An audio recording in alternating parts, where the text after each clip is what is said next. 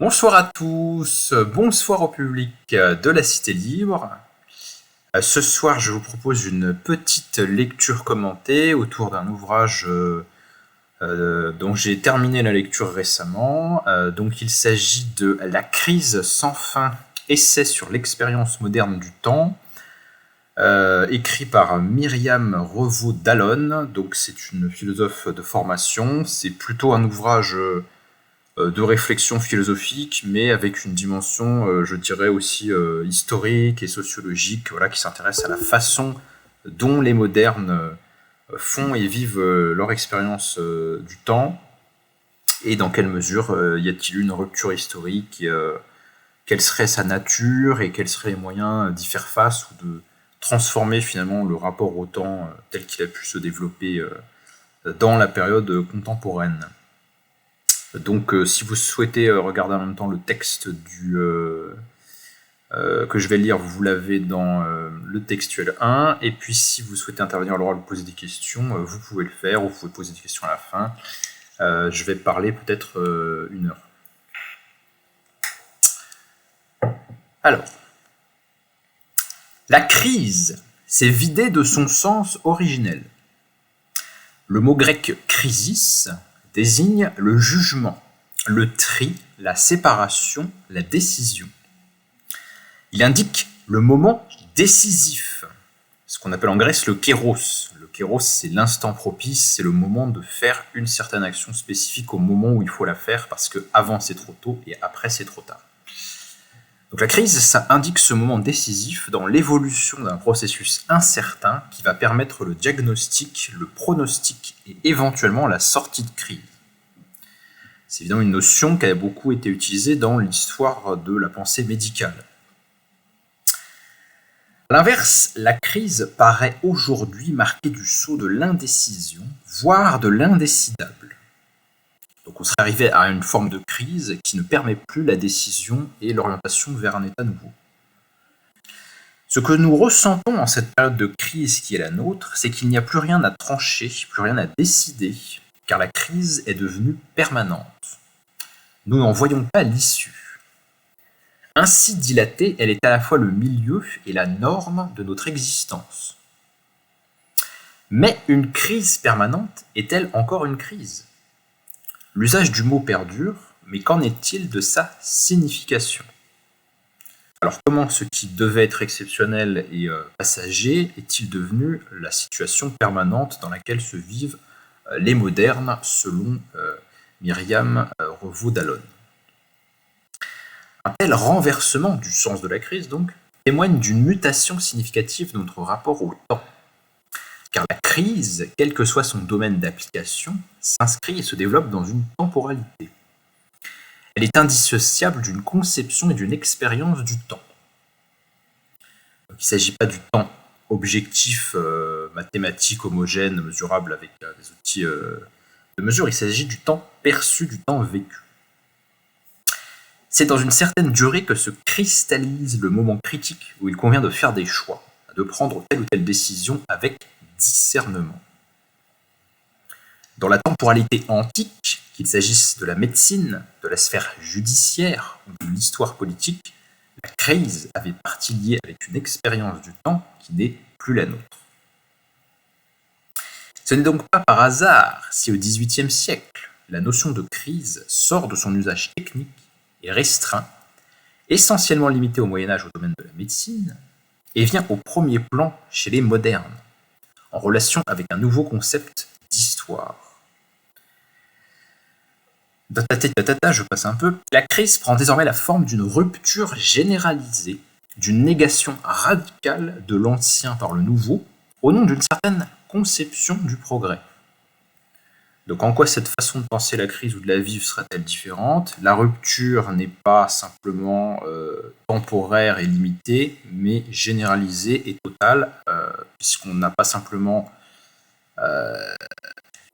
un instant de transformation, mais qui serait quand même, dans une certaine mesure, la continuité entre un état antérieur et un état post-crise. Non, la crise serait désormais la négation radicale de l'ancien par le nouveau, donc une rupture totale.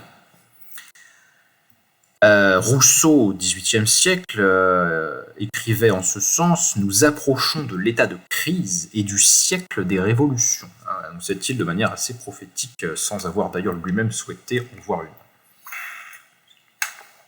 Non seulement le terme se diffuse et vient à désigner toute période de trouble et de tension, donc on a une inflation du concept et de l'usage de la crise, qui est vraiment devenue une tarte à la crème au moindre désordre financier, au moindre problème quelconque, effectivement, on va dire que c'est la crise. C'est vraiment quelque chose qui a connu une inflation extraordinaire durant les 4 dernières décennies, et certainement à une moindre échelle durant les 2-3 siècles précédents. Le terme vient désigner toute période de trouble et de tension, mais il traduit l'émergence d'une subjectivité sensible au désordre, ainsi que la conscience de grands bouleversements politiques et économiques. Ce qui caractérise la modernité, donc là on a une tentative de définition de la modernité, c'est sa volonté d'arrachement au passé et à la tradition. Volonté qui se manifeste à la fois comme un projet d'auto-fondation rationnelle, à savoir juger par soi-même, plutôt que de suivre l'autorité de la tradition, ou de suivre la coutume, de suivre ce qu'on a toujours fait sans se poser de questions, et qui fait autorité parce que c'est comme ça qu'on a toujours fait. Auto-fondation rationnelle, on veut justifier, on veut savoir pourquoi on fait comme ça, et d'auto-institution politique. La société n'est plus un établissement divin et elle ne repose plus sur un ordre extérieur à l'homme. Paul Hazard, un historien, parlait dans les années 30 d'une crise de la conscience européenne pour qualifier le nouvel ordre des choses qui avait émergé au cours des XVIIe et XVIIIe siècles. Donc cette autofondation rationnelle à la fois de la vie de l'individu et des normes qu'il veut suivre au sens moral et des institutions politiques et de la façon dont on doit vivre collectivement, c'est bien sûr ce que Castoriadis va appeler l'autonomie. Donc une certaine manière de vivre de manière critique et interrogative. Pourquoi parler de crise ? Précisément parce que la rupture initiée par la modernité a touché les fondements mêmes du savoir et de l'autorité. Je vous renvoie à une vidéo précédente sur la crise justement de la pensée physique et des sciences à la Renaissance en Italie, avec justement le développement d'une vision du monde beaucoup plus laïque et qui se distancie justement de la façon dont la science était subordonnée à l'autorité religieuse au Moyen-Âge. Et un questionnement incessant donc de la modernité sur sa propre légitimité. Qu'est-ce qui justifie que ceci soit vrai ? Qu'est-ce qui justifie que ceci fasse autorité ou soit obéi dans le domaine de l'État notamment ? La volonté d'émancipation des modernes à l'égard de toutes les significations établies, héritées de la coutume et de la tradition, a fait qu'il n'y a plus de sens univoque qui vaille avec une évidence incontestée. Tout doit rendre raison de ce qu'il est. Nous sommes au siècle de la critique, voilà, on veut que tout rende raison de sa légitimité, son bien fondé. C'est ce que dit Kant quand il veut définir qu'est-ce que les Lumières. C'est l'interrogation, et tout doit rendre raison de ce qu'il est, et de ce qu'il justifie. La dissolution des repères, de la certitude, se traduit par une triple crise des fondements, de la normativité et de l'identité. Effectivement, il y aurait toute une littérature moderne, et notamment dans le roman, qui met en scène des personnages qui se demandent qui ils sont, ou qui sont en quête de qui ils sont, ce qui n'est pas effectivement le cas dans des sociétés où la question ne se pose pas, et où il y a peut-être des épreuves, ou des malheurs, ou des difficultés, mais ce qui fait question, c'est comment résoudre un problème, ce n'est pas qui je suis. Ou qu'est-ce que je pourrais être, ou qu'est-ce que je devrais faire. De cette rupture déclarée procède pour la modernité la nécessité de trouver sa normativité en elle-même, d'où l'importance de la subjectivité et de la réflexion sur le soi. Elle ne peut dès lors que se donner sur le mode d'une distance réflexive, d'un questionnement sans cesse renouvelé sur son être, sur sa valeur et sur son inscription dans le temps. C'est la raison pour laquelle le projet moderne, inachevé et inachevable, est en tant que tel habité par la crise. C'est pour ça que la crise est permanente, la crise fait époque. Elle lui est consubstantielle. C'est de là qu'il faut partir pour éclairer certains traits actuels de la généralisation de la crise. Et c'est en fait ça le véritable sujet de Myriam Revaud-Dallon. C'est pas tant pourquoi la modernité est une période de crise que qu'est-ce qui fait que la crise semble s'accélérer ou avoir pris des caractéristiques récemment qu'elle n'avait pas durant les premiers siècles de la modernité. On dit souvent que nous vivons aujourd'hui une modernité avancée, tardive, une seconde, une hyper ou une ultra-modernité, ou pour certains même une post-modernité. La diversité et le flottement de ces épithètes traduit à minima la perception d'un changement qualitatif par rapport à ce que donnait à voir la modernité triomphante telle qu'elle s'était déployée depuis le XVIIe jusqu'à la première moitié du XXe siècle. Alors on a une autre idée intéressante qui recoupe effectivement tout le discours, mais qui date plutôt des années 70 sur la postmodernité, sur la fin de la modernité, etc. Nous avons l'idée que nous serions soit dans une période de déclin, soit dans une période déjà postérieure à la modernité, au sens où ces valeurs et ces attitudes, celles héritées du mouvement des Lumières, ne feraient plus vraiment sens, ne susciteraient plus le même engouement dans les populations d'Occident. Si le temps historique de la modernité était caractérisé, telle était sa nouveauté, par la distance croissante avec l'ensemble des expériences héritées du passé et les attentes de plus en plus impatientes à l'égard du futur, il était habité par une croyance en une accélération qui devait rendre perceptible l'amélioration du genre humain. Et donc une idée centrale de la modernité, c'est justement l'idée de progrès. On a progressé par rapport au passé, on ne vit plus aussi mal et dans des conceptions du monde aussi étriquées et fausses que les hommes du Moyen-Âge. Une certaine supériorité historique a été acquise, elle est d'ailleurs cumulable à l'infini. Et donc un progrès perpétuel est sinon garanti, en tout cas possible. C'est l'idée par exemple chez Rousseau de la perfectibilité infinie de l'homme.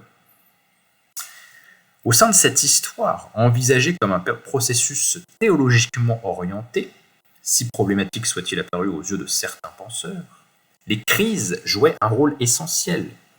Elles étaient pensées comme des étapes nécessaires, mais vouées à être dépassées dans une résolution dialectique. Ça, c'est typiquement la conception des crises dans le marxisme. Certes, le capitalisme est en crise, il connaît des crises industrielles qui déversent qu'il y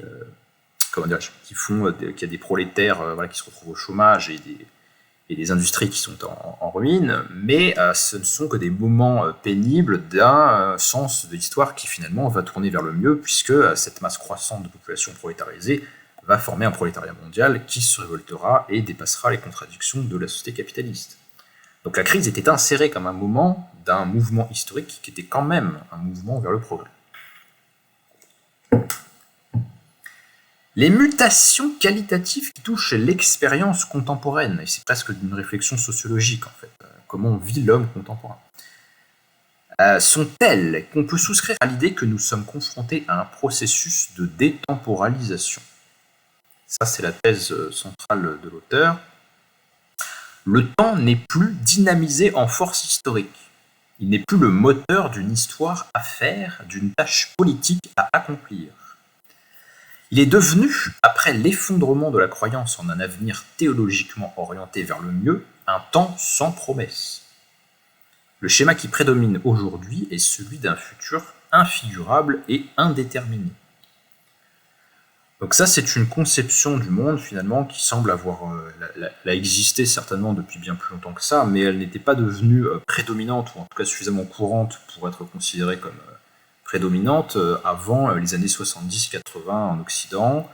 Sans doute est-elle l'une des conséquences des chocs pétroliers, des grandes décolonisations qui ont ébréché la supériorité de l'Europe et de l'Occident sur les autres parties du monde, et d'autres phénomènes complexes comme le déclin du marxisme, de l'espérance en une révolution dépassant finalement les contradictions du capitalisme. On pourrait aussi parler effectivement de la crise écologique. Tous ces phénomènes-là semblent avoir finalement un peu effacé la conception de l'histoire comme orientée vers le progrès, qui avait perduré depuis quasiment la Renaissance en Occident. Cette nouvelle manière d'être au temps affecte à la fois le regard que la société porte sur son avenir collectif, voué à l'incertitude, et les représentations que les individus se font de l'orientation, tout aussi incertaine, de leur existence.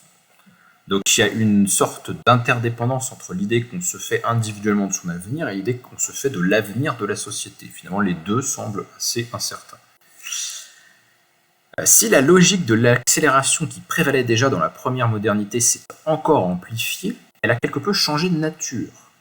Elle a pu être décrite comme régie par la logique paradoxale d'une immobilité fulgurante, un bel oxymore, immobilité fulgurante où tout semble changer de manière frénétique, alors qu'en réalité rien ne bouge dans un monde pétrifié et immobile. Alors comment c'est possible que tout change et que rien ne change, ce qui était d'ailleurs l'une des définitions de la société bourgeoise avancée par un penseur marxiste des années 50 qui était Ernst Bloch, un philosophe d'Allemagne de l'Est. C'est un changement qui est permanent parce qu'il concerne les lieux, les activités des personnes, certains processus techniques, certains emplois, etc. Mais sur le fond, ce ne sont pas des changements fondamentaux et rien d'essentiel finalement semble possible. Il n'y a pas de changement très signifiant au fond qui semble atteignable dans la période contemporaine. À cela s'ajoutent les processus de désynchronisation et d'éclatement des temporalités et des rythmes, désormais privés de tout horizon de sens unificateur. Donc les modes de vie, l'individualisation de la société, la diversité des groupes et des activités avec la division du travail qui n'a jamais été aussi poussée, etc. L'absence des grandes structures qui encadraient finalement les comportements collectifs, qu'il s'agisse des syndicats, des églises ou des partis politiques. Tout ça fait que finalement chacun vit dans son propre temps, à son propre rythme, sans qu'on trouve finalement de temps commun ou de temps qui serait régi par une perspective qui nous emporterait tous vers un futur qu'on essaierait de bâtir. La crise du temps politique en est l'un des signes les plus éclatants. On assiste à l'affaiblissement, voire la perte de la capacité de la société à se transformer elle-même par l'activité politique. Ce qui rejoint ici des thèses de Castoriadis sur la montée de l'insignifiance, pour reprendre le titre d'un de ses bouquins. On a le sentiment finalement que l'État ne peut plus rien, que l'État ne fait plus rien, qu'on ne peut plus transformer la société. Le constat d'une défaite ou d'une impuissance de la politique à faire face à la rapidité et à la complexité des mutations économiques et technologiques est pour beaucoup une évidence. D'où un phénomène corollaire qui est soit une cause, soit une conséquence, soit les deux, qui est la dépolitisation de masse et le retrait de l'individu sur sa sphère privée, là encore diagnostiqué par Castoriadis, notamment mais par d'autres aussi, dès les années 60. L'horizon d'attente étant en quelque sorte vidé de sa substance, le présent temps de l'initiative s'en trouve d'autant paralysé, même s'il se donne à voir comme une succession effrénée d'instants éphémères. Donc il y aurait une sorte de prédominance du présent, qui serait la dimension du temps qui aurait tout écrasé. Le passé s'éloigne, il n'a plus vraiment de sens, ou n'est plus un repère ou une norme. Donc, excite le passé, mais le futur, qui était censé être d'une certaine façon la temporalité de secours, la temporalité vers laquelle on se projette, celle qui va être une réserve de sens, parce qu'on est orienté finalement non pas par ce qui nous a été légué, mais par ce qu'on va faire. Finalement, maintenant qu'il n'y a plus rien à faire, il n'y a plus qu'un présent qu'on peut vivre de manière frénétique et festive pour se servir un petit peu des catégories de Philippe Muret, mais qui manque de sens parce qu'il ne va vers rien de très signifiant. Une société peut-elle se passer d'envisager ses perspectives d'avenir et renoncer à l'idée d'une action collective orientée par un horizon de sens ? Point d'interrogation. Peut-on vivre sans un sens de l'histoire ? Point d'interrogation. Ce sont des questions que l'auteur ne tranche pas. Moi, personnellement, j'aurais tendance à dire que oui, effectivement, on le peut, mais ça n'est pas forcément souhaitable. En tout cas, on pourrait penser que ça a des effets négatifs sur l'humeur et la santé mentale collective. Ce qui caractérise la notion de crise, c'est qu'elle lie indissolublement la réalité objective et l'expérience que nous en avons. La crise est aussi le vécu de l'homme moderne. Donc les choses sont en crise parce qu'on ne sait pas très bien où elles vont et que voilà, les repères semblent s'effacer, mais c'est aussi la façon dont on se rapporte à soi-même qui n'est plus claire, qui n'est plus stable. Donc cette question du sens ou de l'orientation de l'histoire n'est pas simplement un problème théorique et spéculatif, nous dit l'auteur, il a également trait à une expérience existentielle. Finalement, il en va du sens de nos vies, donc c'est aussi une question morale dans un certain sens.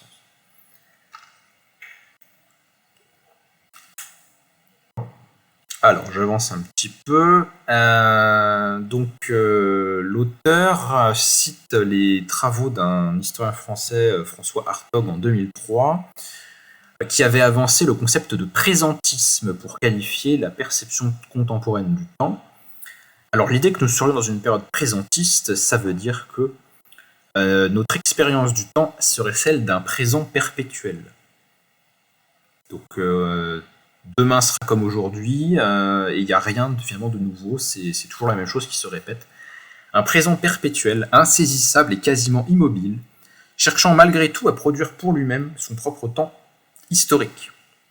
Donc c'est un présent perpétuel, mais non pas parce que aujourd'hui est comme hier et ainsi de suite à l'infini, parce que ça, ce serait plutôt une conception traditionnelle du temps. L'idée que le temps ne change rien à l'affaire, qu'on vit comme vivaient nos ancêtres, parce que le temps, finalement, le temps du présent serait soumis au temps du passé. Là, c'est plutôt l'idée que ni le passé ne fait norme, ni le futur ne nous réserve quelque chose, donc finalement, il n'y a que le présent et on n'arrive pas à en faire quelque chose.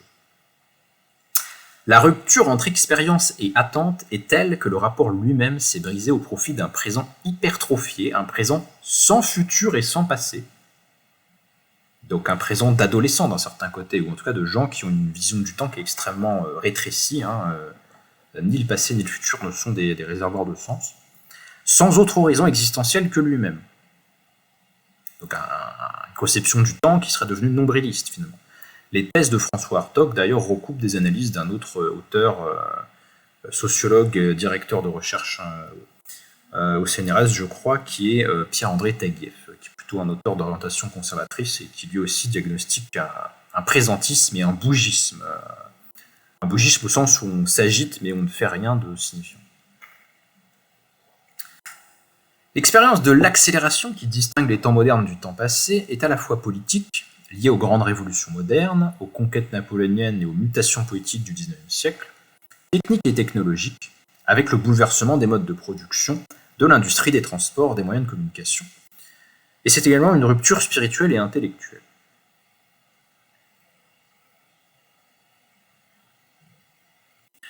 Alors pour les hommes de l'époque moderne avant la phase actuelle, finalement cette rupture avec le passé n'était pas forcément aussi dramatique, car si le passé n'était plus éclairant pour l'avenir, c'est à l'avenir qu'il revenait de justifier le présent. Ce qu'on fait est orienté vers l'avenir et lui donne sens. D'où un certain nombre de catégories qui étaient finalement structurantes dans la pensée moderne, par exemple au XIXe siècle, et qui donnaient justement sens à cette orientation active vers le futur à construire, avec la médiation d'entités à la fois singulières et collectives, comme la révolution, la nation, le peuple ou la république, autant de concepts marquants de la pensée politique de cette période. Il s'agissait justement d'aller vers le futur que l'on avait choisi de construire.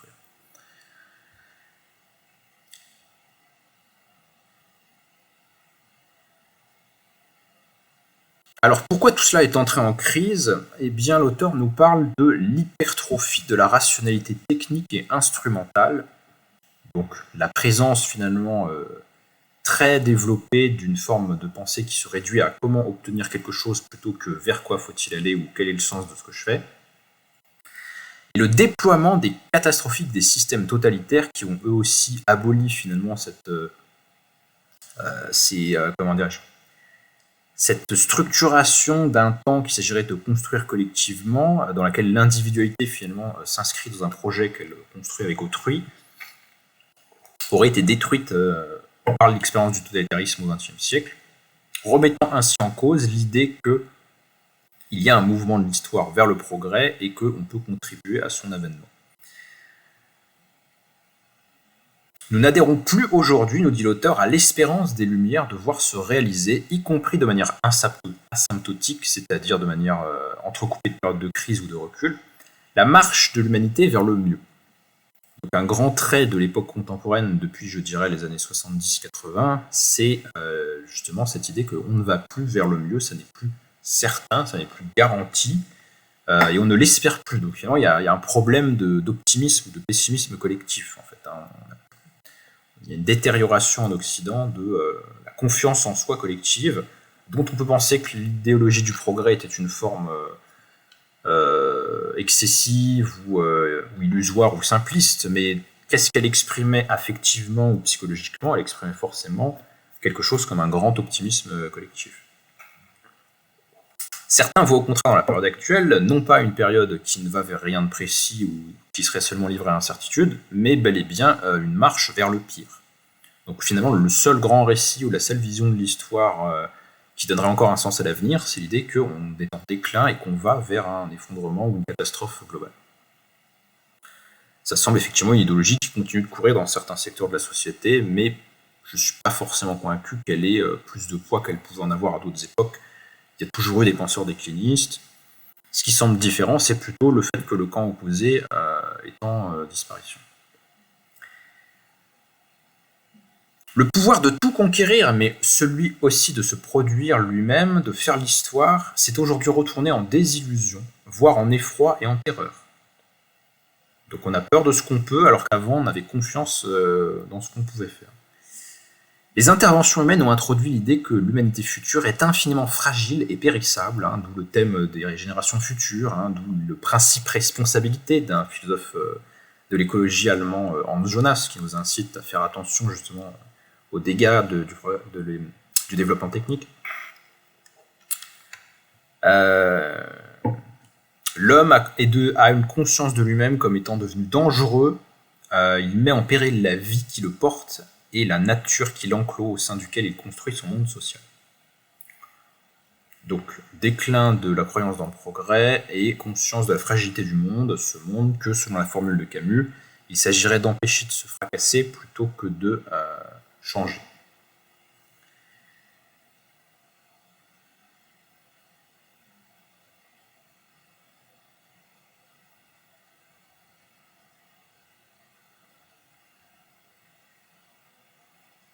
Donc cette détemporalisation, qui est la définition de la généralisation de la crise dans la période contemporaine selon l'auteur, c'est traduit ou se caractérise par des phénomènes de désynchronisation et d'éclatement des temporalités.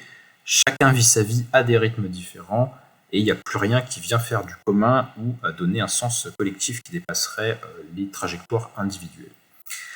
La détemporalisation a ainsi entraîné le renversement des traits essentiels que dénotait la notion de crise. Donc, si la crise a finalement changé de sens et a envahi le lexique au point de donner l'impression d'être un état permanent, c'est l'effet d'un rapport au temps différent, de changements brusques, de moments paroxystiques. La crise est devenue une réalité permanente.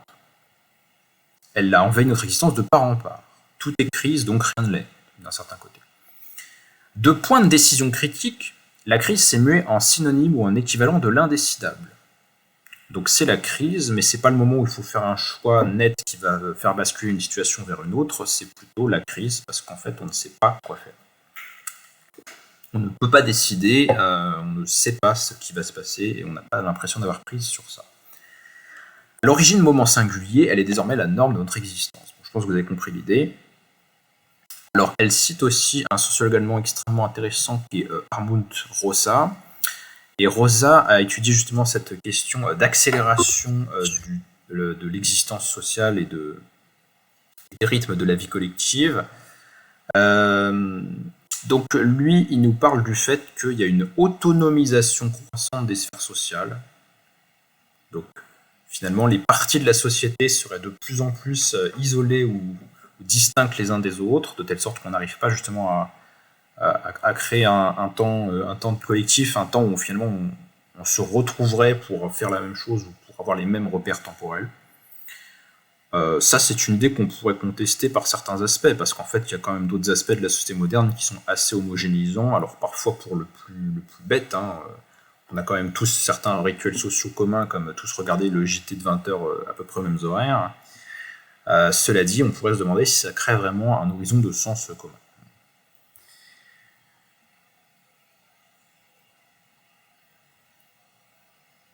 Alors ensuite, elle se pose la question: est-il concevable d'envisager de manière positive l'incertitude de l'avenir? Donc on pourrait accepter l'idée finalement que l'avenir est incertain et essayer de voir ça de façon positive. Est-ce que finalement il n'y aurait pas simplement un changement d'esprit à adopter par rapport à la façon dont on envisage le temps? Elle se pose aussi la question: comment donner sens et forme à l'incertitude pour en faire un espace de possibilités ouvert? Comment voir le positif de l'incertain finalement? Je reprendrai cette question un petit peu plus tard. Il y a une réflexion donc, dans un passage que j'ai noté sur crise de la conscience du futur et démocratie. Alors elle nous dit: la puissance politique n'est plus une puissance souveraine, elle n'a plus la maîtrise du temps, ce qui supposerait qu'elle l'ait eu dans le passé, ça ce serait quand même un débat. Hein. Le temps du politique implique un élément de loisir, de libre discussion et de délibération, donc il s'agit bien sûr de la politique prise au sens fort et au sens démocratique du terme. Hein. Ce temps de loisir et de délibération entre en contradiction avec les contraintes de l'accélération contemporaine, nous dit-elle. Une très bonne illustration de ce phénomène, me semble-t-il, c'est l'impossibilité pratique de gérer démocratiquement la riposte atomique, par exemple. Hein, on a 15 minutes pour prendre une décision, on ne peut pas faire délibérer grand monde, donc il y a des contraintes techniques, et on pourrait trouver d'autres exemples plus ou moins convaincants, mais il semble bien qu'il y ait des contraintes propres à la modernité qui contraignent certaines valeurs ou certains idéaux propres à la modernité elle-même. Comment concilier, par exemple, riposte atomique et délibération démocratique? Ça semble impossible et on pourrait trouver d'autres exemples. La dynamique de l'accélération est une menace pour la politique elle-même, car elle entame la capacité de la société à se transformer elle-même par l'activité politique. Donc, les choses vont trop vite pour être maîtrisables. Comme elles ne sont pas maîtrisables, on ne peut pas en débattre ou en faire quelque chose politiquement, ce qui nous renvoie à notre impuissance collective et donc ça nous renvoie à nos vies privées finalement. Chacun va dans son coin s'occuper de ses affaires, on n'a plus rien à faire ensemble, donc il n'y a plus d'horizon global de la société qui ferait sens. Le risque d'anachronisme et même de déshérence pèse aujourd'hui sur la politique démocratique. Comment ressaisir les possibles capacités d'intervention du politique face au temps? Un contrôle démocratique du temps est-il possible et selon quelle modalité? Comment pourrait-on synchroniser ces rythmes qui sont devenus différents? Alors, elle oppose de façon qu'on pourrait discuter aussi, elle propose une distinction entre synchronisation et homogénéité. Elle nous dit: un système totalitaire synchronise en uniformisant. Donc effectivement, il y a très très peu de différences tolérées parce que l'individualité est réduite à néant dans les régimes totalitaires, et même dans une moindre mesure dans des régimes dictatoriaux. Alors que la temporalité démocratique doit harmoniser des temps différents sans les ramener à l'unité. Alors ce serait débattable, je ne vais pas faire plus que ça de considération là-dessus, mais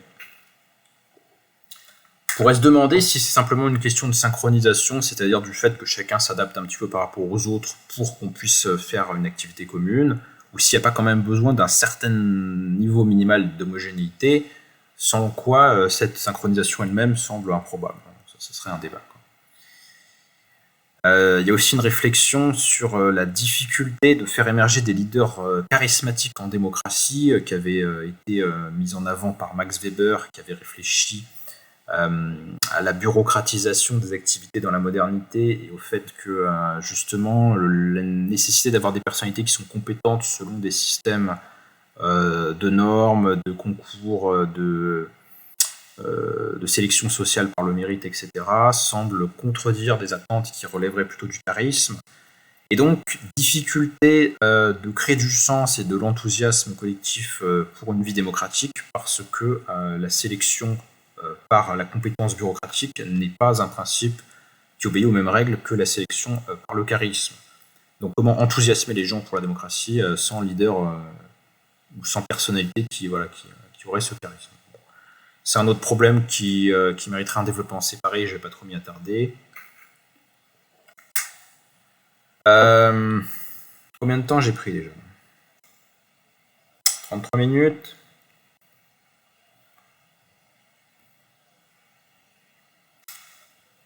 À 33 minutes, on peut bien passer encore 20 à 30 minutes sur les solutions, parce que énoncer le problème, je pense que tout le monde aura bien compris le problème. De toute façon, ça fait écho à d'autres réflexions, d'autres auteurs un petit peu sur ces sujets-là, notamment tout ce qui est réflexion sur le postmodernisme. Donc, qu'est-ce qu'elle nous propose un petit peu dans la partie solution et qu'est-ce qu'on pourrait développer comme approche alternative d'envisager le temps et l'avenir? Donc il y a un passage où elle fait un commentaire de Hannah Arendt sur la notion d'événement. avec des éléments de réflexion qui ne sont pas sans similitude avec ce que pourrait en dire par exemple un Gilles Deleuze, qui est un penseur pourtant sensiblement différent de Arendt. La notion d'événement que travaille donc Myriam Revaud-Dallon, à partir des ouvrages de Hannah Arendt, consiste à dire que l'événement n'est pas simplement un fait, il est aussi une rupture dans la temporalité qui introduit quelque chose d'inédit. L'événement est donc une catégorie de la pensée historique contemporaine. On peut penser notamment donc à Gilles Deleuze, comme je l'ai dit, mais aussi à Castoriadis ou à certains auteurs justement qui ont voulu contester les interprétations déterministes de l'histoire qui avaient pu prévaloir durant la période antérieure et notamment dans certaines formes de la pensée marxiste. L'événement fait rupture justement donc avec une conception déterministe de l'histoire, une conception où tout est tracé d'avance et où l'action d'une certaine façon est privée de son sens en tant qu'elle permettrait de trancher des alternatives et donc de sortir de la crise en prenant des décisions qui orienteraient l'histoire dans un sens intentionnel. Pourquoi l'événement aurait cette force justement de sortir, de rompre avec un temps homogène et déterminé ? Eh bien, elle nous propose un concept, donc c'est une thèse philosophique assez forte, ontologique. Donc elle nous propose un concept de l'événement qui est ce qui déborde les causes qu'on peut lui assigner. L'événement serait ce qui n'est pas réductible à des causes ou est toujours d'une certaine façon en excès sur ces causes. On peut expliquer l'événement par telle ou telle cause, mais l'événement serait ce qui a un surplus, un élément de nouveauté radicale qui fait qu'on ne peut pas le ramener à quelque chose de déjà connu. C'est ça qui définit l'événement dans le sens qu'utilise Arendt et la tradition, enfin les auteurs plutôt, les auteurs philosophes que j'ai mentionnés comme Deleuze. Donc l'événement serait ce qui crée une disparité entre les causes et les effets, ce qui introduit de l'irréversible et du nouveau dans l'histoire, plutôt que d'être la conséquence de causes déjà prévues, l'événement serait ce qui nous oblige ou ce qui nous force à lui chercher des causes, parce que c'est tellement surprenant, c'est tellement en rupture avec nos cadres et nos catégories de pensée, qu'on a besoin de donner un sens à l'événement en lui cherchant des causes. Et vous voyez que c'est un renversement par rapport à la conception déterministe. La conception déterministe nous dirait on connaît les causes de et on sait très bien qu'il va arriver que, tandis que dans cette pensée-là de l'événement, les causes, on ne les connaît pas, on les cherche a posteriori pour donner du sens à l'événement. Elle cite Arendt qui écrit « L'événement éclaire son propre passé, il ne saurait en être déduit ». Donc, on ne peut pas être plus clair sur le fait qu'on a affaire à une pensée de l'histoire qui rejette le déterminisme. Et il me semble qu'un exemple assez intéressant pour essayer de crédibiliser une thèse philosophique aussi forte, c'est de réfléchir à la manière dont les hommes de la Révolution française se sont emparés de la référence aux auteurs des Lumières. Parce qu'on peut très certainement dire à un niveau assez général que les Lumières, la pensée moderne, si vous préférez, préparent les révolutions politiques modernes, dont la Révolution française. Mais ce serait tout aussi vrai, même bien plus, de dire que les hommes de la Révolution française, ayant pris le pouvoir, sans l'avoir spécialement voulu ou comploté d'avance, forcés par la pression des événements, et par le sentiment de l'incompétence et de la mauvaise volonté du pouvoir en place, et du sentiment de leur propre légitimité, eh bien, a posteriori, ils se sont cherchés des légitimations et des prédécesseurs, ce qui nous rapprocherait d'un concept qui est celui d'invention de la tradition, pour citer l'historien marxiste britannique Eric Hobsbawm. On pourrait aussi introduire la notion de mythe de fondation. Une fois que quelque chose est fondé, c'est bien quand même d'avoir une histoire, une histoire enracinant la légitimité qu'il s'agit de faire valoir dans un passé plus lointain qui lui donne en quelque sorte une sorte de force et de permanence, puisque ça s'enracine dans un passé. Dans le cas de la Révolution française, il s'agit de justifier par la gloire, par la notoriété bien admise et bien acquise d'un certain nombre de penseurs antérieurs, l'idée que faire la Révolution française, c'est finalement réaliser les espérances des Montesquieu, des Rousseau, des Francis Bacon et de tous ceux qui ont voulu que l'humanité devienne plus heureuse, plus éclairée et plus libre.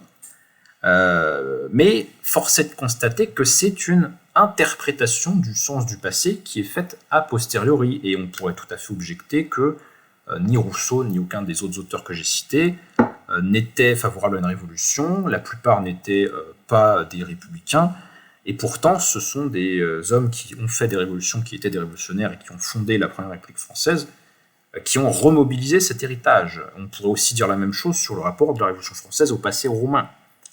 On verra bien des différences entre les sociétés de la Rome républicaine antique et la société française du Xe siècle. Pourtant, cette référence au passé a été une nécessité pour donner du sens à l'événement. Il y a des pages assez remarquables de Marx sur ce sujet aussi. Donc on voit bien qu'en ce sens-là, effectivement, l'événement éclaire son propre passé, et tout marche dans le sens inverse du schéma déterminisme, en fait. C'est le présent qui crée son passé, plus que l'inverse. Vous voyez que c'est très contre-intuitif comme manière d'aborder la temporalité ou le sens de l'histoire. Ce qui crée cette nécessité donc de donner du sens à l'événement en puisant dans une interprétation qu'on produit du passé, c'est que l'événement semble en lui-même tellement énorme qu'il est en excès sur les causes qu'on peut lui assigner. Donc voilà, on est tellement surpris par l'événement que les cadres d'explication habituels, les catégories communes, semblent inopérants. Je cite, nos pires craintes ou nos pires espérances ne nous préparent jamais réellement avec ce qui va se produire dans un événement, même prévu entre guillemets. Lorsqu'il survient, tout se modifie et nous n'y sommes jamais entièrement préparés. Chaque événement historique fait surgir, écrit Hannah Arendt, un paysage inattendu d'action, de passion et de potentialité neuve. Alors quand l'événement s'est produit et que tout est différent de ce qu'on avait cru être bien établi et fixé et habituel, eh bien, c'est l'avenir aussi qui devient totalement différent. On imagine le futur complètement différemment une fois que l'événement s'est produit. Elle nous dit que c'est aussi un effet qui se constate dans l'expérience temporelle à l'échelle individuelle. Effectivement, si je vous dis « vous allez mourir dans 1 heure », vous allez avoir une expérience du futur qui vous attend tout à fait différente de la seconde où je ne vous l'avais pas encore dit. Vous allez tout de suite envisager des options possibles et je devrais faire ci, je devrais faire ça. Qu'est-ce que je fais encore à écouter cette conférence ? Donc, c'est cette capacité finalement de la crise en fait à être une situation qui ouvre des possibles et change notre rapport au temps qui est mis en exergue à travers cette conception de l'événement. L'événement, donc, si on accepte la pertinence de cette ontologie, qui est une ontologie finalement où il y a une part d'indéterminé, ou de chaos, si vous voulez employer une autre expression, et je vous renvoie bien évidemment à une vidéo antérieure de ma chaîne sur l'ontologie du chaos dans la pensée anarchiste. L'événement bouleverse et met à bas nos catégories de pensée. Il constitue une épreuve qui nous contraint à élaborer un autre mode de compréhension. Et à partir de cela, Arendt développe un concept assez intéressant s'agissant du préjugé. Le préjugé se définit couramment comme une opinion courante qu'on a acquis par habitude ou parce que c'est la coutume ou la tradition et qu'on n'a pas interrogé. Hannah Arendt utilise le sens du mot de préjugé dans un sens un peu différent de ce sens classique. Elle nous dit que le préjugé doit être envisagé comme l'effet d'une sédimentation historique. Le préjugé n'est pas simplement une opinion privée qu'on aurait bricolée, c'est une opinion qui emporte en elle une partie du passé. Une partie du passé se dissimule toujours dans l'opinion, et c'est pour ça que le préjugé peut à la fois être efficace et dangereux. On se souvient, enfin vous savez peut-être, qu'il existe toute une tradition de pensée conservatrice et contre-révolutionnaire, parmi lesquels je citerai des auteurs tels que Edmund Burke, Joseph de Maistre et dans une moindre mesure un penseur libéral et conservateur comme Tocqueville. Et tous ces auteurs ont en commun de mettre en valeur le préjugé contre la pensée des Lumières typiquement, en faisant valoir que, même si on ne sait pas très bien pourquoi, il y aurait une sorte de rationalité cachée du préjugé, et donc il faut adhérer aux traditions, parce que même si on ne comprend pas pourquoi, il y aurait un sens à le faire, ces traditions-là ou ces pratiques ou ces habitudes ne seraient pas là si elles n'avaient pas une raison d'être, en quelque sorte, prétendent ces auteurs-là. Ce qui est assez logique pour ceux qui ont une conception providentialiste de l'histoire, hein, puisque bon, si Dieu a bien fait les choses, effectivement, les traditions et les préjugés doivent peut-être avoir un sens qui nous échappe. Si on n'est pas croyant, c'est peut-être un petit peu plus compliqué à admettre. En tout cas, Arendt a une position très nuancée sur ce sujet, puisqu'elle n'est ni dans une condamnation radicale du préjugé qu'il s'agirait de dépasser, comme nous le proposent certains penseurs modernes comme Descartes, ni dans une apologie non critique du préjugé tel qu'on le trouverait dans les penseurs droitiers. Arendt nous dit donc que le préjugé, il a à la fois une efficacité et un danger latent dans ce qu'il emporte avec lui une partie de l'expérience du passé. Qu'est-ce qu'un préjugé ? Les préjugés sont des attitudes héritées du passé qui portaient en elles une certaine part de vérité, mais qui sont devenues ou qui risquent de devenir au cours du temps des entraves. Solidifiées en pseudo-théories qui proposent des visions du monde refermées sur elles-mêmes ou en idéologies qui prétendent tout expliquer et saisir dans son ensemble toute la réalité historique, les préjugés protègent en quelque sorte de l'expérience, car ils présupposent que toute réalité est déjà prévue. En fait, on se fie à nos préjugés parce qu'on pense que demain sera un peu comme aujourd'hui. Il y a donc une complicité tout à fait inattendue selon la pensée d'Arendt, mais très intéressante. Il y a donc une complicité en fait entre la conception déterministe de l'histoire d'un côté et le préjugé de l'autre, ce qui ne va pas de soi parce que les conceptions traditionnalistes ne sont pas forcément déterministes, justement. Mais il y aurait une complicité implicite entre les deux parce que si tout est déjà un peu prévu d'avance, si demain est déjà prévisible ou que demain est déjà comme aujourd'hui, et là ce serait typiquement la pensée d'un certain conservatisme, eh ben on peut se fier à nos préjugés puisque les catégories que j'utilise seront toujours bonnes demain. Il n'y a pas besoin de remettre en cause sa pensée, il n'y a pas besoin de forger de nouveaux concepts, il n'y a pas besoin d'une histoire de la raison, comme le prôneraient les hegéliens par exemple, ou les marxistes, ou les constructivistes socio-historiques ou d'autres variantes. Donc les préjugés nous protègent de l'expérience sur la base de la croyance que demain sera comme aujourd'hui, que les mêmes lois s'appliqueront comme elles se sont toujours appliquées, que les mêmes expériences réussies seront des expériences réussies demain. Bref, ce sont des habitudes dont on extrapole la validité. Et ce faisant, nous dit Arendt, les préjugés rendent impossible une véritable expérience du présent. Ou en tout cas, si ça marche, c'était pas forcé que ça marche, quoi, donc c'est pas une très bonne justification. Alors si on accepte cette conception du préjugé ainsi que la conception du temps et de la crise chez Arendt, finalement la crise n'est pas une catastrophe en soi, ça devient une catastrophe si nous y répondons par des idées toutes faites, autrement dit par la réitération de préjugés devenus inadéquats. La crise est ce moment où ça marche plus de penser comme on a toujours pensé, ça marche plus d'utiliser les catégories auxquelles on était habitué. Il faut donc faire une sorte de réforme intellectuelle. Et finalement, Arendt prône d'expurger les préjugés non pas comme une sorte de tâche a priori et complète que pourrait défendre par exemple un Descartes lorsqu'il nous dit qu'il faut d'abord évoquer tout en doute une idée qu'on n'aurait pas d'abord examinée. Il faut, dans la pensée d'Arendt, se préparer à transformer ces catégories lorsqu'on rencontre une situation de crise qui justement nous y appelle. Donc finalement, il y aurait un kéros de la lutte contre le préjugé, finalement. Et là, c'est très intéressant parce qu'on voit qu'il y a une conception très nuancée de la chose qui s'oppose aussi bien à la plupart des modernes et à la plupart des traditionnalistes. Bon. Alors, ces développements étant faits, qu'est-ce qu'on peut en tirer pour essayer de redonner du sens à notre présent ? C'est un peu de ça dont on était en quête dans cette partie de l'ouvrage. Donc, vous aurez trouvé, je pense, le lien entre le passage et la réflexion sur l'événement et ce qui a été dit auparavant sur le désenchantement contemporain. On a le sentiment que l'avenir, finalement, est imprévisible et ne nous réserve rien de très prometteur. Ce que cherche l'auteur, c'est de savoir comment finalement pourrait-on rendre habitable cette situation d'incertitude. Et pour ça, elle a une réflexion donc sur les possibilités et la façon positive dont on pourrait percevoir l'événement. Parce que l'événement ouvre des choses, rebat les cartes, si on arrive à l'aborder en tout cas sans préjugés. Donc, il y a ensuite tout un développement, mais qui est quand même assez dense, sur la métaphore. Je ne sais pas si je vous le fais.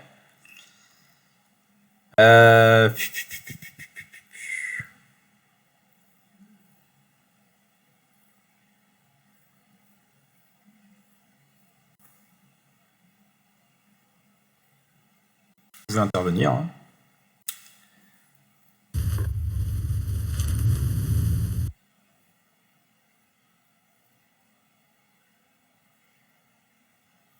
Je fais autre chose en même temps, là, je peux pas, mais n'hésite pas à continuer, si t'as un autre truc à dire, j'écoute en même temps, ça détend un peu.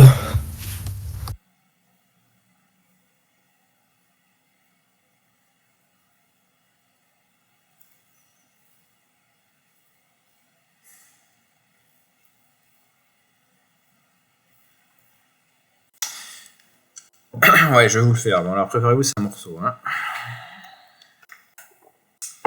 Bon, donc rappel, on est dans le bouquin, on est vers la fin du bouquin. Il s'agit d'essayer de trouver une solution à la crise sans fin et à l'imprévisibilité du temps. Comment rendre le présent habitable, comment essayer de recréer un futur qui a du sens. Bon, et donc là, il y a tout son passage sur la métaphore. Ok, bon.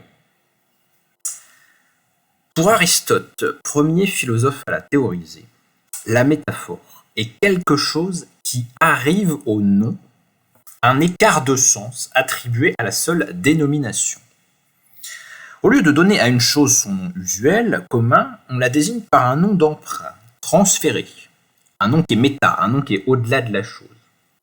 Donc, on la désigne par un nom d'emprunt transféré d'une chose étrangère. La métaphore s'inscrit alors dans une théorie de la substitution. Mais si, comme le fait Ricoeur, on opère un déplacement en passant de la métaphore mot à la métaphore énoncée, autrement dit, si on la replace dans le cadre de la phrase, l'approche est différente et tout à fait nouvelle. La métaphore peut être traitée non plus comme une dénomination déviante, mais comme une prédication impertinente ou bizarre. La métaphore se voit alors dotée d'une fonction heuristique. Elle relève d'une heuristique de la pensée, donc elle fait penser, elle fait comprendre quelque chose, car, on cite Ricoeur, elle ne viole un ordre que pour en créer un autre. Elle ne déconstruit que pour redécrire. La métaphore serait donc capable de produire du sens, c'est bien ça qu'on cherchait, à trouver un sens à la situation historique contemporaine, par la transgression et le désordre qu'elle induit. Une nouvelle pertinence prédicative se fait jour, elle conduit à considérer que la métaphore est une innovation, un événement sémantique. Alors là c'est intéressant compte tenu des développements qui ont été faits précédemment sur la notion d'événement historique. La métaphore serait en quelque sorte dans l'ordre du langage, mais peut-être aussi en amont dans l'ordre de la pensée, un événement. Donc quelque chose qui serait irréductible à ses causes, quelque chose qui inventerait quelque chose et qui ouvrirait à quelque chose. Un événement sémantique. La métaphore développe la puissance créatrice du langage. Bon, c'est pareil, on est dans une philosophie du chaos de la création, on n'est pas loin de chez Deleuze et Castoriadis. Investi par l'imagination, l'énoncé métaphorique fait sens. La métaphore est donc la capacité à produire un sens nouveau, L'expression métaphorique est à la fois innovante et révélante. Elle ouvre un monde auquel nous appartenons et qui précède notre capacité à poser des objets, à objectiver le réel. Elle porte toujours un sol pré-objectif, pré-catégorial. Donc elle nous montre ou elle nous fait signe vers quelque chose qui est avant la capacité que nous avons de constituer des objets, donc des choses délimitées, caractérisables, etc., précatégorielles, avant nos catégories. Donc ce que sont les choses avant qu'on les pense, en fait, avant qu'elles aient pris une forme intellectuelle fixe, quoi. La même fonction est impartie à la fiction et au récit. Toute littérature poétique ou de fiction abolit la référence au monde donné, elle détruit le monde entre guillemets, mais elle le rejoint à un autre niveau plus profond. Cette théorie de la métaphore s'inscrit dans une certaine orientation philosophique, et on remerciera l'auteur de ne pas cacher le fait qu'il y a un parti pris philosophique dans cette théorie. Elle relève d'un questionnement sur le monde vécu, le monde de la vie, entendu comme réserve de sens, ce surplus de sens de l'expérience vive, qui rend possible l'attitude objectivante et explicative. Là, ça vous passe probablement un peu au-dessus, mais on est dans une tradition philosophique d'origine plutôt phénoménologique, avec des auteurs comme Husserl et en France Merleau-Ponty, qui font valoir que si nous avons une possibilité de développer une compréhension rationnelle et scientifique du monde, avec des découpages catégoriels et un discours articulé qui donne aux choses un sens fixe, qui définit les choses comme étant telle entité qui a telle propriété, etc. Tout ça n'est possible que dans un second temps. Tout ça n'est pas l'attitude la plus fondamentale ou la plus radicale dont l'être humain est capable. Il y aurait en quelque sorte un avant cette pensée rationnelle-là ou cette capacité discursive de l'être humain, et c'est ça qui est qualifié de monde de la vie ou d'expérience finalement antéprédicative, comme on dit chez Husserl. Ou c'est ça encore qui est qualifié de sol originaire. La couche primordiale dans laquelle s'enracine toute dotation de sens, et notamment avant les interprétations scientifiques qui n'en sont que des expressions secondes. Voilà, c'est ce que je viens de dire. Merleau-Ponty parle magnifiquement de ce monde toujours déjà là. Donc avant tout ce qu'on peut en dire, avant tout ce qu'on peut en penser, puisque ce sont des actions qui ne sont pas premières. Avant la réflexion.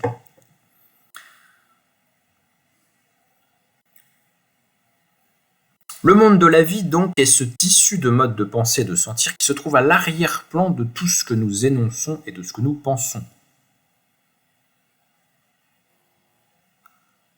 C'est pas complètement différent de la notion d'inconscient, ou en tout cas de quelque chose de la conscience qui serait avant toute détermination particulière, avant de penser à ceci ou à cela, voilà, le flux qui serait en quelque sorte antérieur à toute prise de sens spécifique. Un être au monde qui est le toujours déjà là, à partir duquel nous nous projetons.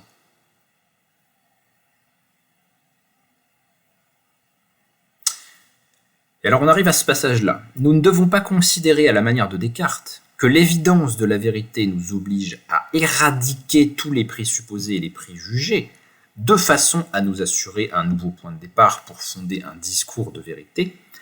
Nous ne pouvons pas effacer le sol originaire de l'antéprédicatif et du précatégorial. Ce monde pré-objectif n'est pas un résidu, mais un préalable. Donc là, il y a une opposition finalement au programme moderne, au programme cartésien, enfin en tout cas d'une certaine modernité, le programme cartésien qui serait de remettre en cause et de refuser d'adhérer à toute idée dont on n'aurait pas d'abord vérifié et testé la véracité, le fameux doute systématique cartésien, le fameux rejet des préjugés que finalement mettent en avant les auteurs des Lumières. Dans la perspective d'inspiration merleau-pontienne que nous propose l'auteur, c'est illusoire de croire qu'on peut se débarrasser de tout préjugé parce que un certain fond antérationnel, non rationnel, vital en fait, est le sol originaire, le sol sur lequel il va être possible de construire une pensée rationnelle dans un second temps. On ne peut donc pas complètement se débarrasser de cette couche ou de cette strate du psychisme, et là il y aurait effectivement des possibilités de lien avec la conception psychanalytique de la conscience ou de l'esprit chez Castoriadis, typiquement. Qu'est-ce que ça implique par rapport à ce qui a été dit précédemment ? Ça recoupe un petit peu ce que pense Arendt, c'est-à-dire qu'on ne peut pas avoir comme programme l'éradication de tous les préjugés. C'est pas possible et c'est pas pertinent puisqu'elle nous a dit que il fallait finalement transformer nos catégories et remettre en cause la pensée héritée face à la situation de la crise. La crise appelle la transformation, un peu comme le papillon dans sa chrysalide, quoi. Ok, donc admettons tout ça, pourquoi pas. Alors après, donc j'en reviens à notre histoire de la métaphore. Donc la métaphore, c'est une manière finalement de donner du sens aux choses, de révéler les choses sous un nouveau jour. Et donc la métaphore, elle intervient là dans la réflexion de l'auteur parce qu'elle est une activité de production de sens. Et elle fait appel, cette activité de production de sens, précisément à ce fond très rationnel, très discursif, qui n'est pas le discours de la science, le discours, voilà. Ok, ça j'ai compris. Donc après, la métaphore, selon Hans Bugenberg, philosophe allemand, est une voie d'accès privilégiée lorsque l'univocité n'est pas ou ne peut pas être atteinte. L'univocité, c'est le fait que les choses soient claires, nettes, c'est ça, c'est telle chose, c'est tel objet qui a telle caractéristique, il a une identité, c'est clair, on sait ce que c'est. La métaphore, au contraire, elle intervient comme puissance ou capacité à produire du sens lorsque la situation est ambiguë. Or, la situation de l'homme contemporain est ambiguë puisqu'il vit dans un état de crise permanente. Donc c'est là précisément dans cette situation qu'il pourrait avoir besoin de la métaphore. Alors, elle nous dit la modernité ne peut pas prétendre à l'univocité, qu'on la qualifie d'inachevé, d'inclôturable, qu'on la désigne comme une époque et non comme une période, qu'on mette l'accent sur sa conscience réflexive et sur son attitude. Toutes ces attitudes convergent vers l'idée que la modernité est inassignable à un concept univoque. Elle a partie liée la modernité avec une culture divisée où s'affrontent des modes de légitimité antagonistes. Max Weber parlait de polythéisme des valeurs, ou de guerre des dieux, c'est une autre expression de Max Weber, pour désigner cette situation existentielle de l'homme moderne, aux prises avec des choix qui ne s'imposent plus à lui, avec une évidence incontestée. Je renvoie notamment à une vidéo antérieure de ma chaîne sur William Shakespeare. William Shakespeare figure justement de cet homme postérieur au médiéval, postérieur à l'époque du Moyen-Âge, un homme qui est le premier homme moderne, c'est-à-dire un homme qui n'est plus sûr de ses valeurs, de qui il est et de ce qu'il a à faire, qui se pose la question, qui est confronté finalement à la crise, une crise qui le met à la frontière de la folie. Hein. C'est Hamlet dans le cimetière, s'interrogeant finalement sur la mort. Hein. Donc, conflit de valeurs parfois irréductibles, comment les ordonner, comment les hiérarchiser. L'homme moderne vit le déchirement des valeurs et la crise est ce vécu lui-même. Donc on ne sait pas qui on est ou ce qu'on a à faire ou quelles sont les valeurs auxquelles on peut se fier. Subjectivement, on le vit comme un état de crise, comme un état de souffrance, ou en tout cas de vacillement. Mais pour cette raison même, donc du fait qu'on est confronté à la crise, l'homme moderne doit se situer par rapport au monde et lui prêter un sens, ou plutôt des sens au pluriel. Donc il y a un besoin de sens, et c'est précisément pour ça qu'on avait ce passage sur l'utilité de la métaphore comme activité de production de sens. Alors ensuite, elle nous propose une métaphore qui pourrait valoir pour la modernité tout entière.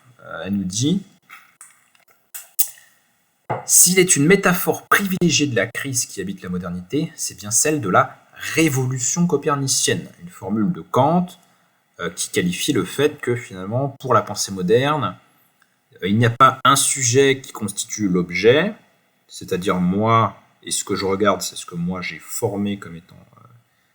Enfin, c'est moi qui rencontre un objet qui est déjà là, mais je le... Comment dirais-je ?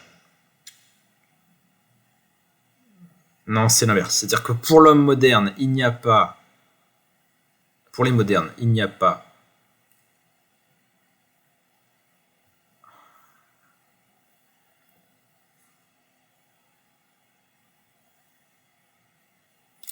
Il n'y a pas des objets qui sont déjà là et que rencontre un sujet, c'est le sujet qui constitue l'objet. Le monde tourne autour du penseur qui l'observe. Hein, c'est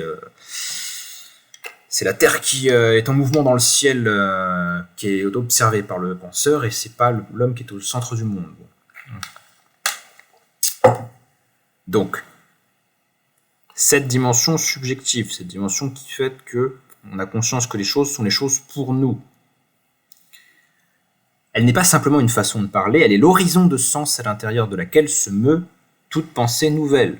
Une attitude que Hans Blumenberg oppose à l'absolutisme théologique du Moyen-Âge, où il y a des choses en soi et c'est à l'homme de s'aligner sur cet ordre de choses qui est fixe et qui lui donne une place dans un monde qui lui préexiste. Donc la révolution copernicienne, c'est la métaphore absolue de la modernité. C'est l'homme qui prend conscience que les choses tournent autour de lui parce que c'est lui qui les fait tourner en les constituant. Et ça s'attend finalement aussi au domaine politique. Plutôt que de considérer les constitutions politiques et les rois comme des choses qui sont là et auxquelles il s'agit de se plier et de se vouer, l'homme moderne a conscience que c'est lui qui constitue le pouvoir et les institutions. Elles sont sa création, en fait. Il y a une compréhension du rôle constitutif du peuple, en fait, par rapport à ces institutions et ces formes politiques. La révolution copernicienne, c'est donc la métaphore absolue de la modernité.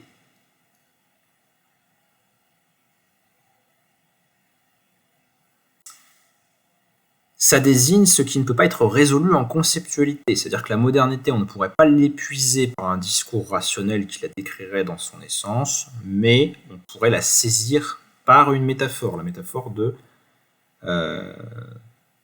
l'astronomie.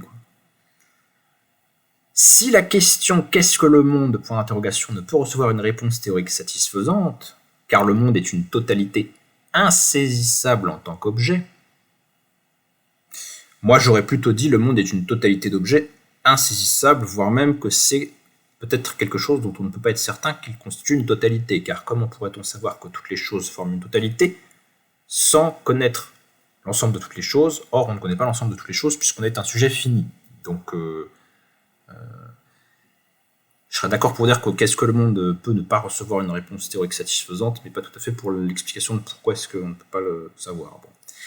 C'est pourtant une question qu'on ne peut ignorer. Donc on se pose une question dont on ne peut pas apporter de réponse satisfaisante, ok, et dont il est impossible de se débarrasser, comme l'atteste la multiplicité des métaphores. Le monde serait un théâtre, le monde serait une horloge, le monde serait un organisme, le monde serait un livre. Qui ont accompagné l'histoire de ces représentations. La métaphore de l'organisme étant d'ailleurs une métaphore plutôt antique ou médiévale. La métaphore du cosmos.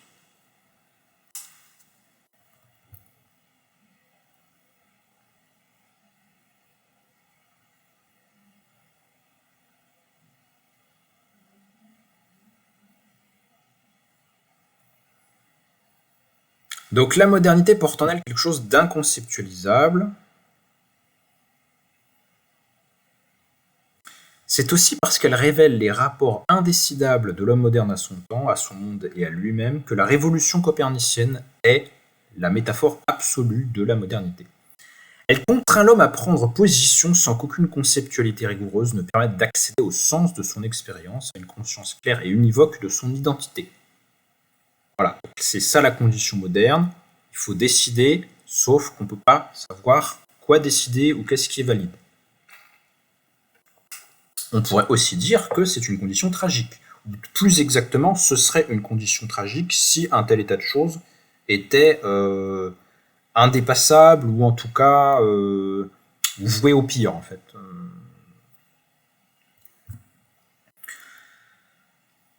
Ici se rencontre la métaphore de la révolution copernicienne et celle de la terra incognita et de l'univers inachevé.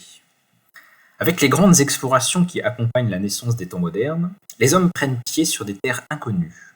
Ils voyagent dans un monde habité par le risque et l'insécurité, à tel point que la navigation n'a plus pour terme le débarquement dans un port sûr.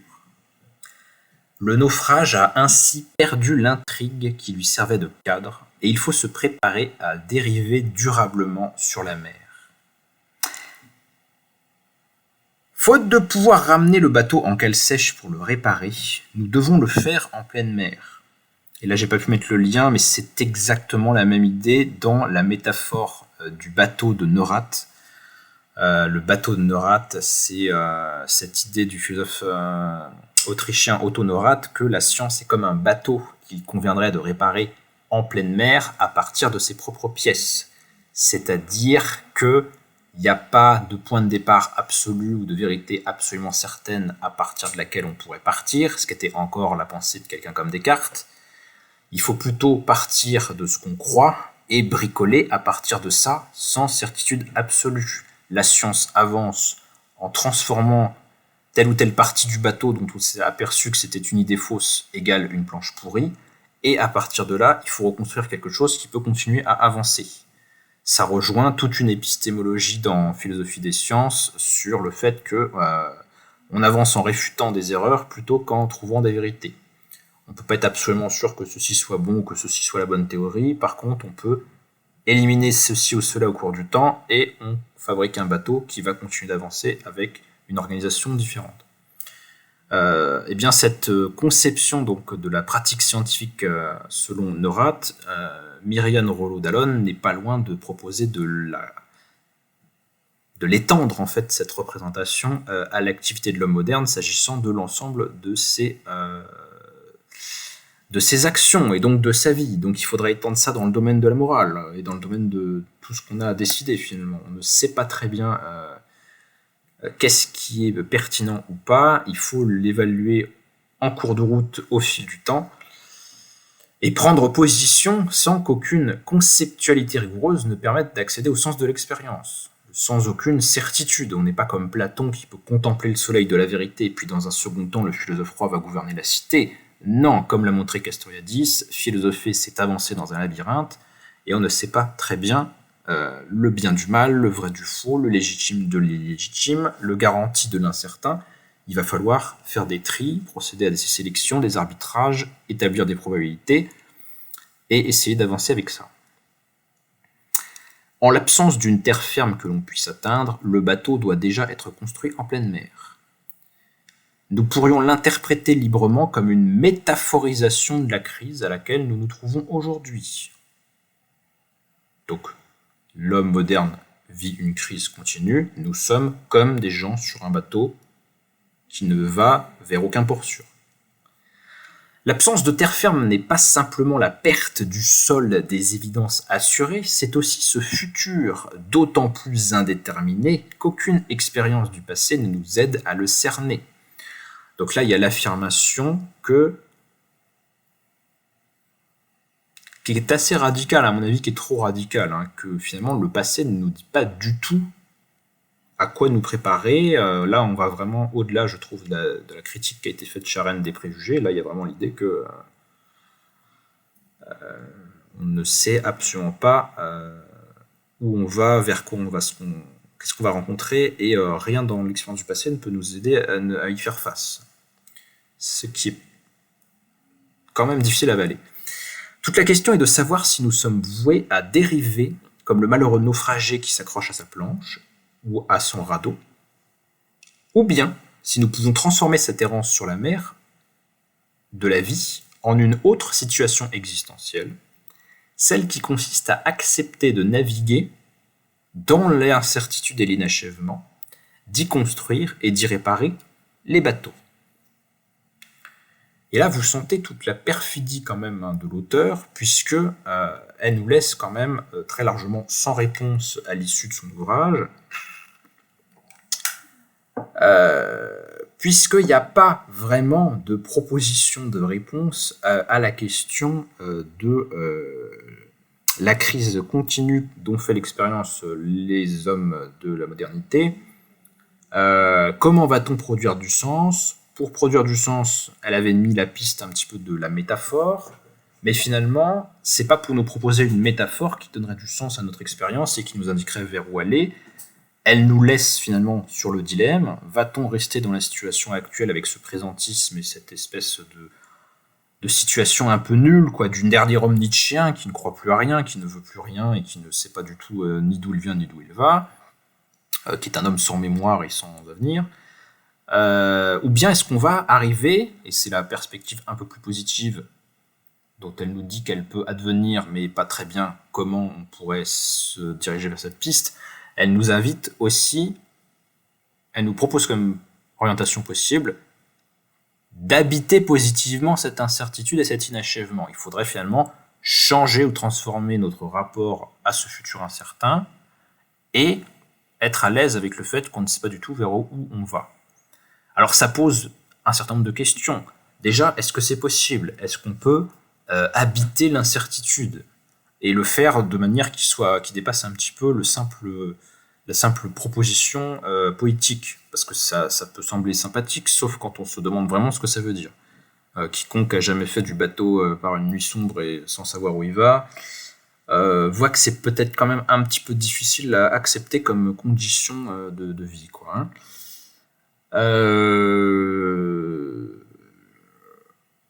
Donc, il y a cette proposition finalement qui consiste à nous dire que c'est pas la situation qu'il faudrait changer, c'est notre vécu de la situation finalement.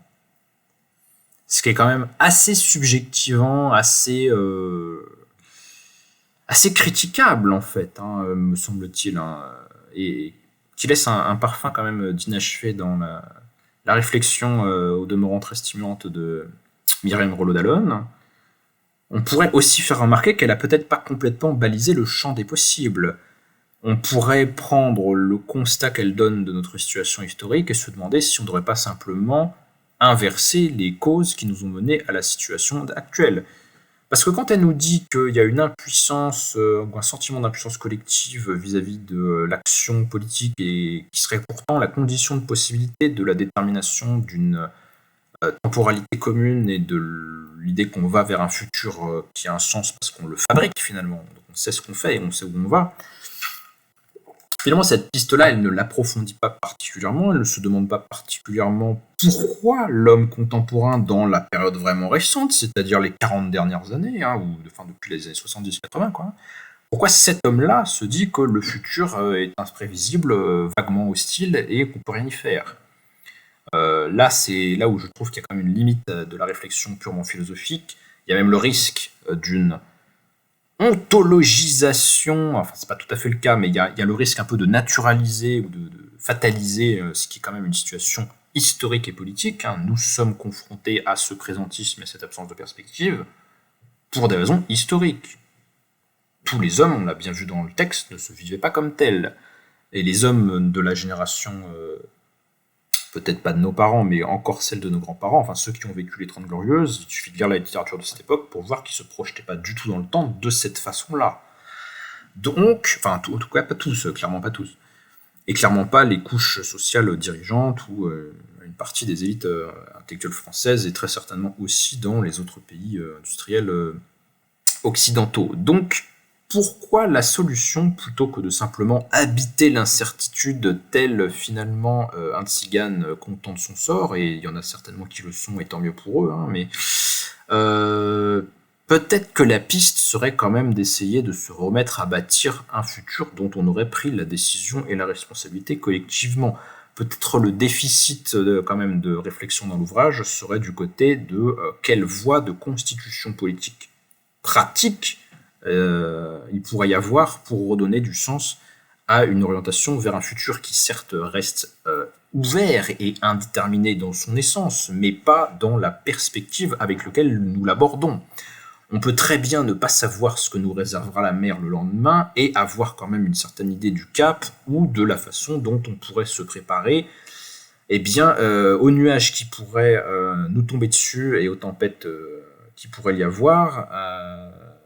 Voilà, c'est-à-dire qu'il y a quand même peut-être quelque chose à construire du côté du pilotage de notre bateau et de notre situation existentielle. C'est ce volontarisme, semble-t-il, qui manque un petit peu dans les réflexions de notre auteur. Mais je serais ravi, bien évidemment, d'en discuter avec vous.